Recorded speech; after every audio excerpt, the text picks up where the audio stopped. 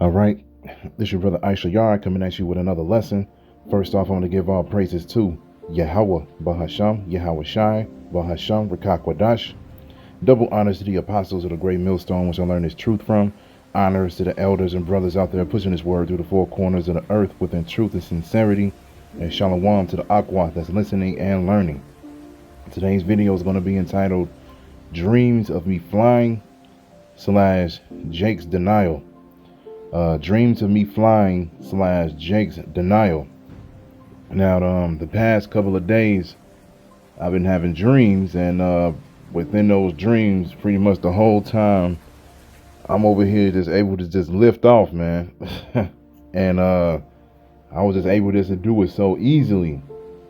And it wasn't in a scenario of Jacob's trouble or anything like that. Dreams can be weird sometimes. But like I said, pretty much within the dream, both of the dreams, I was around family members, I was around co-workers, I was around friends and everything like that, in places, that I know in my personal life and everything, in different outside areas and everything like that. And I'll be around, all of these people, and everybody just be sitting down, chilling, talking and everything like that. And I get ready to make my appearance, to greet everybody and everything like that. So what I would do is I would fly to the location. I would fly to the location, and then I would literally come down from above, like we was outside or whatever, I literally, just float right down in front of my family and friends and everything like that, because I wanted to get their reaction, like, oh shit, like how you able to fly and do all these different things, right? So I was doing that, but in the midst of me doing that, nobody didn't say oh shit, nobody didn't say wow or anything. Everybody was just greeting me as if I was like one of them. They just was like, oh, okay, what's going on? And they went back to talking to whoever they were talking to and everything like that. And I'm just like, wait, what? It was tweaking me out. So, of course, I instantly, left the area, and I'll start flying again. And then I go into a different area, in front of people that I know. And the same thing will happen over and over and over again. And like I said, that happened last night and the night before. All right, so it happened twice. I had the same dream twice, but like I said, it was pretty much in different scenarios and everything like that. And like I said, when I woke up from the dreams, I didn't think anything of it. I was just, I'm always just happy when I have dreams like that, because we in the truth, man. And these powers are coming to the elect, man, and we want to be a part of that. And this is one of the things that makes us excited, because we understand that spiritual power is a real thing.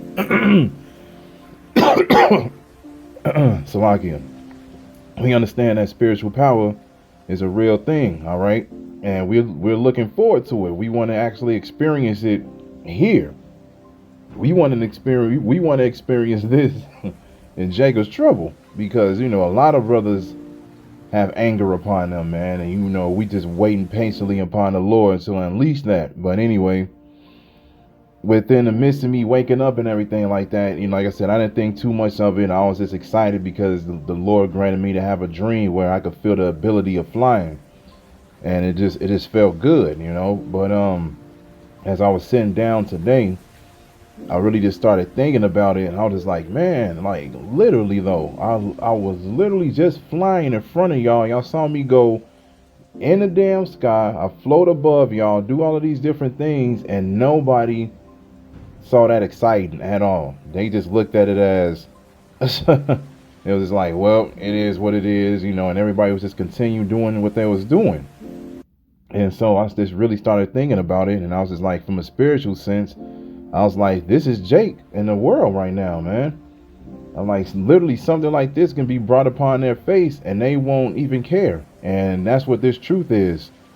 This truth is the good news. It's the gospel. We're telling them that they can actually experience this type of life if they get right with Yahweh Bashem, Yahweh Shai on first go around and everything like that. And but Jake doesn't want to be a part of this, man. They don't want to be a part of this. It's so many videos where brothers seeing the chariots and brothers will be around people that's in the world because, they outside. Just like the video when the brother from Chicago saw all of those chariots that one night. I'm pretty sure the neighbors and everything heard them. It was other neighbors outside looking out in the sky and everything like that. And they saw the chariots in the sky, right? But the majority of them, like I said, I'm pretty sure they not in the truth. They probably saw everything in the sky. They probably was like, man, what was that? And a lot of them probably know what it is, but they just don't want to acknowledge that it's from the Lord, because a lot of people don't want to accept the fact that the Lord chose to come back in a chariot. They always expect the Lord to just have his own appearance, his own type of way of coming back with him by himself and everything like that, and we just like, man, who are you to tell the Lord what he should or should not do, But at the end of the day, like I said, it just tweaked me out when I just really thought about it. But then I was just like, well, this is Jake not wanting to acknowledge the truth of the world, man. They just don't want to be a part of it. All right. So let's go ahead and hop into scriptures real quick. Let's get Isaiah 40 and 29. This is Isaiah chapter 40, verse 29. It says, he giveth power to the faint, and to them that have no might he increases strength. Even the youth shall faint and be weary, and the young men shall utterly fall. But they that wait upon the Lord shall renew their strength. They shall mount up with wings as eagles. They shall run and not be weary, and they shall walk and not faint. That's right, because the Yahweh Bashem Yahweh Shai is getting ready to give us new bodies. All right, and what's going to come with those new bodies is spiritual power. We're going to have new strength, unlimited strength. This is where you get your Marvel and your DC characters from and everything like that. And they get it from the scriptures, because this is exactly who we're getting ready to be. All right, we're going to have those, man, we're going to be swole as hell. We're going to be able to run fast and not become tired. We're going to be able to do a lot of great things, man. All right. It says they shall mount up with wings as eagles. Yeah, we're going to have the ability to fly. And, not only myself, but it's a lot of brothers that have been having dreams of them flying, doing all of these different things with the spiritual power. All right. And like I said, we're getting ready to experience that soon. That's going to really, and this is what makes Esau nervous, because he know that his technology, his weapons, and his money and his so-called power cannot go against the power of Yahweh Bashem Yahweh Shai, man. All right. And then it says they shall run and not be weary, and they shall walk and not faint. That's right. We're not going to be getting tired anymore, man. We're going to be these superhumans, because like the scriptures say in Revelation, the 5th chapter, I believe 5 and 9, it says we're going to rule, we're going to reign on the earth. So we're going to be in these human bodies, but they're going to be celestial. All right. It's going to be a mix of the two. And this is how we know that we're going to have kids in the kingdom. It's going to be a little bit of the same things that we experience now in the kingdom, as far as eating, drinking, sexual relations, so forth and so on. It is what it is. So, but at the end of the day, this is what the Lord is getting ready to give us, as long as we do what he's saying. They that wait upon the Lord shall renew their strength. So the ones that wait upon him, those are the ones that's going to receive this great gift. Because like Apostle Gabar said, he said, this is the icing on the cake. Getting the kingdom and watching our Lord come back, seeing the chariots full blown, seeing the downfall of our enemy and everything like that. Those are the most superb things that we're going to be able to experience. But the icing on the cake is going to be these new bodies, man, because we suffer in these new bodies, just like I'm doing right now. No, I'm just playing. But, we all suffer in this flesh, man. We all get sick. We all fall to temptation. We all go off. We all do things, man, because this flesh was built to fail. All right. This flesh was built for us to serve captivity, man. This is our punishment. So the Most High put us in these bodies so we can suffer. All right. But the suffering is getting ready to be over very, very soon, man. All right. So let's get Matthew chapter 13 and verse 10. And it says, and the disciples came and said unto him, why speakest thou unto them in parables? He answered and said unto them, because it is given unto you to know the mysteries of the kingdom of heaven, but to them it is not given. That's right. And this is one of the things I want to tie in with the dream that I had. You know, here it is. I'm over here flying around and everything like that, which nobody in the world can do right now. And people not even, paying attention to it. And one of the reasons being is because the Most High didn't open their eyes to these miracles. But the Most High opened our eyes and our ears to understand this word, man. All right. This is why he said he spoke to them in parables, because it's not given to them. This truth is only given to the elect on his side. Verse 12, it says, "For whosoever hath, to him shall be given, and he shall have more abundance. But whosoever hath not, from him shall be taken away even that he hath.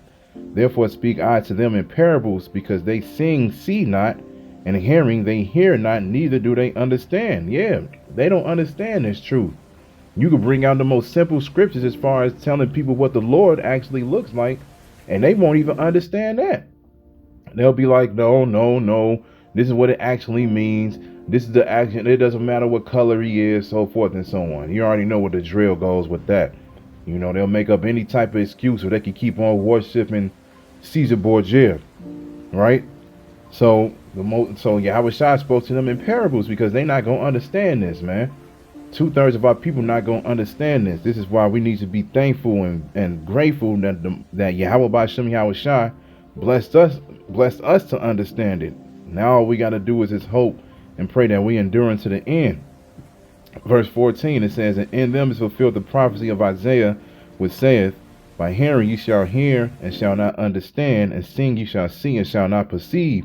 For this people's heart is waxed gross, and their ears are dull of hearing, and their eyes they have closed, lest at any time they should see with their eyes, and hear with their ears, and should understand with their heart, and should be converted, and I should heal them." Yeah, if they would actually come into this understanding, humble themselves down, actually try to understand what this word is speaking about, and be converted, meaning put away that old man and put on a new man, changing their ways from what they used to do, all right, and put on the ways of Yahweh B'Shem Yahweh Shai, then Yahweh B'Shem Yahweh Shai will heal them. Then they'll be able to understand the excitement of flying and everything like that. It'll be somebody in the crowd that actually will look up at me and be like, "Oh man, you see this? This is great." Right?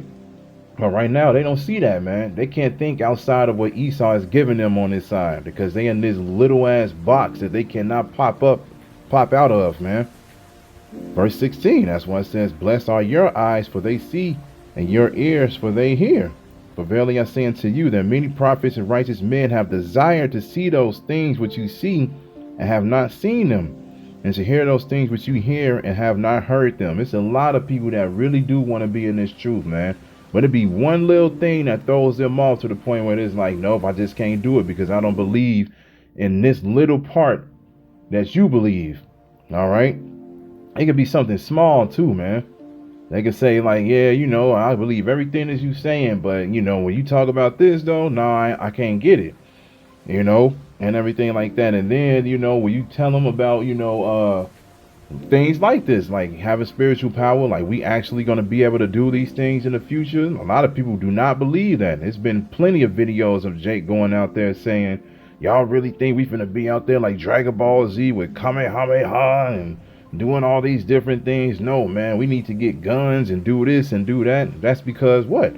It's not for them to understand. They can't understand it. They don't have the spiritual sense within them. They don't have the Holy Spirit. So at the end of the day, we got to leave them alone, because it's not for them. They're going to see the glory and the beauty of what we're actually getting ready to be on the other side, on the second time, when they come back, on the second go around. When they come back in the kingdom, that's when they're going to understand. All right. Let's get Luke. Let's get Luke 7 and 31. This is Luke chapter 7, verse 31. That says, "And the Lord said, Whereto then shall I liken the men of this generation? And to what are they like? They are like unto children sitting in the marketplace, calling one to another and saying, We have piped unto you, and you have not danced.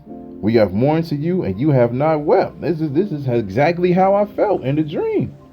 I'm over here flying around and everything like that. And I'm trying to get people's attention, and what they doing? They just sitting down minding their damn business. They don't care about nothing that's going on. They're not trying to see the excitement of what's around them at all. Because this is the good news. Here we are. We giving you the good news. We telling you that the kingdom is coming and the Lord is getting ready to set things right. We're getting ready to live a life where you no longer have to be depressed. You no longer have to have ADHD. You no longer have to have these short attention spans. You no longer have to go to work and put on a fake smile and do all of these things in front of your boss just so you can keep your job and everything. We telling you good times are coming. For you Negroes, Latinos, and Native Americans, that is. All right? But here it is. Y'all don't want to listen to that. Here it is. I'm flying in front of you, showing you like, hey, man, this shit is great right here. But y'all still would rather just be on the ground and continue to walk in these dead-ass bodies. It's weird as hell, man. But at the end of the day, this is reality. This is what Jacob wanted to continue to do. Verse 33, it says, For John the Baptist came neither eating bread nor drinking wine, and ye say he hath the devil. The Son of Man is coming eating and drinking. Ye say, Behold, a gluttonous man, and a winebibber, and a friend of publicans and sinners.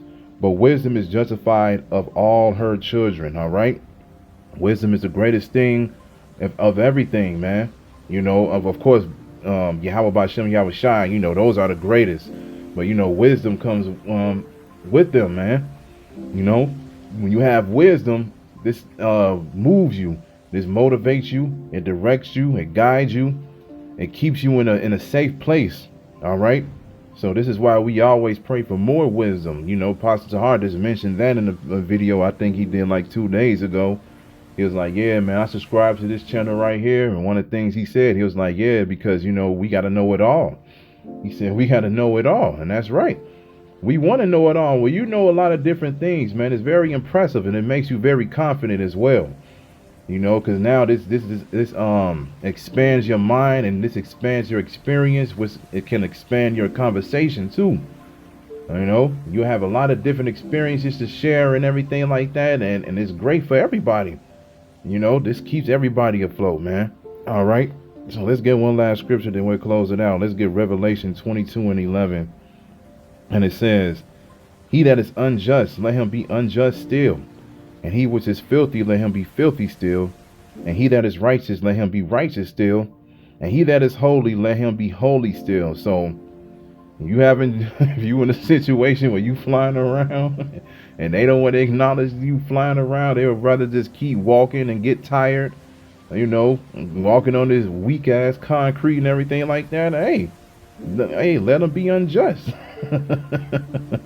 Let them be filthy still, man. You know, leave them alone. They don't want to acknowledge this truth. They don't want to listen to it. This is a thing where you do not have to push this down their throats at all. Because like we always say, this is only for the elect. We don't have to push this down everybody's throats. Only the elect is going to understand this at the end of the day. And it says, let him that is righteous, let him be righteous still. He that is holy, let him be holy still. Everybody that want to be a part of this, share your experiences and, you know, and your knowledge and everything with them, man. You know, we supposed to be around like-minded people anyway, right? This is what's going to keep us in the spirit a lot of times, because like the scriptures say, iron sharpens iron. You got to be around people that's going to grind for this truth just like you.